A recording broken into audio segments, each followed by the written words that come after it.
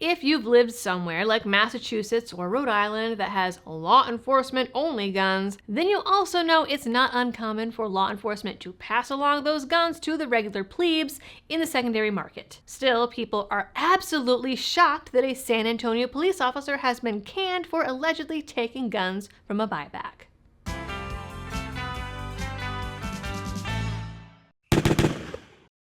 Hello everyone and welcome back to the channel. We've seen a few controversies with buybacks recently. There are the folks that 3D print cheap parts and turn them in for a profit. There were the folks in New Mexico who had their buyback shut down and went door to door anyway, breaking a bunch of state and federal laws in the process and in the name of gun control. And we had a bunch of news stories where the left was shocked, I tell you, to learn that buyback parts are often recycled back to the secondary market because destroying guns can get expensive. At the end of the day, there is no proof that buybacks do anything but waste money and make people feel good about doing something. One such buyback happened last November in San Antonio. Councilman John Courage convinced folks to donate $150,000 to a buyback that took in 933 guns, most of which were broken or cheap trash and garbage. Just like every other buyback there ever was. But allegedly, there were a few historical and collectible guns that came in that mysteriously ended up in the trunk of a cop's car, never to be seen again. But before we get to all of the details, here is a word about today's sponsor. This video is brought to you today by Blackout Coffee Company. Blackout supports this channel, veterans, soldiers overseas, and even your favorite gun rights groups through their GOA and FPC partner roasts. So to get a great cup of coffee, tea, or hot chocolate that you can be proud of and help support the channel in the process, go to blackoutcoffee.com/libertydoll.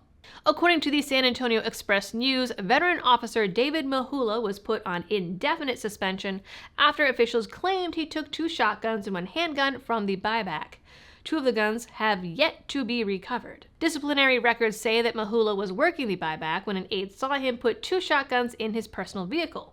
Mahula, in an interview with detectives the following month, admitted to placing 2 rifles and a World War II-era Colt 1911 handgun in his vehicle, saying he wanted to safeguard the firearms until they could be separated due to their historical significance. The records state he also admitted to taking several boxes of surrendered ammo to be destroyed at the Training Academy's firearms range, where Mahula was assigned. Detectives found 9 boxes of ammo in his vehicle.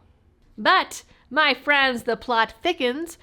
During the interview, he provided detailed descriptions of the rifles, and rifles matching the descriptions were found in the property room. But remember, the aide saw Mahula put shotguns in his car, and after reviewing the footage of the event, detectives determined that the guns in the property room were, in fact, not the guns Mahula had taken. The footage also helped them track down the resident who had turned them in, who confirmed to police that he had surrendered a Ruger 20-gauge shotgun and a Remington 12-gauge for some reason.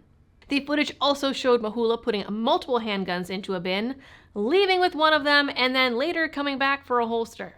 According to the records, 2 officers even questioned Mahula about a government-issued Colt that was rumored to be turned in, to which Mahula supposedly put his finger on his lips and told them to be quiet.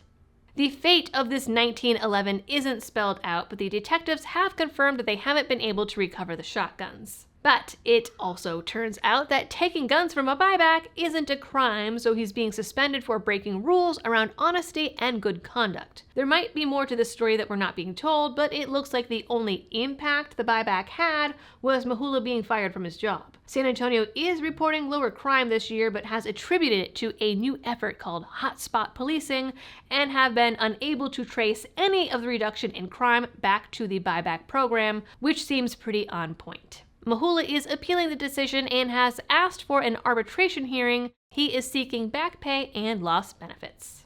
All right, ladies and gentlemen, that is it for this video. Please like, share, and subscribe if you are new here. Ring that notification bell and drop a comment down below for the algorithm. It is more important than ever with all of YouTube's restrictions on gun content and gun adjacent content. And as always, thanks for tuning in and happy shooting.